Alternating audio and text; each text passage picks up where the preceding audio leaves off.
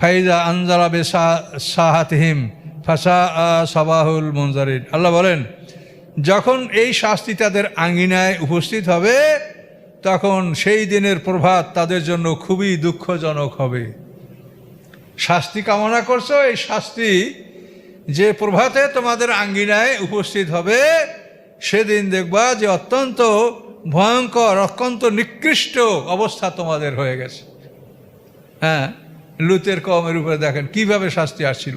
প্রত্যেকটা জাতি, সামুদ জাতি, আদ জাতি, এভাবে প্রত্যেকটা জাতি। আল্লাহ বলেন, যখন এই শাস্তি তাদের আঙিনায়, তাদের বাড়িঘরে পাশে আসবে তখন অতি নিকৃষ্ট, অতি খারাপ হবে তাদের, যাদেরকে ভয় দেখানো হয়েছে তাদের এই প্রভাত, অতি নিকৃষ্ট প্রভাত তাদের উপরে আসবে, অতিক্রম করবে।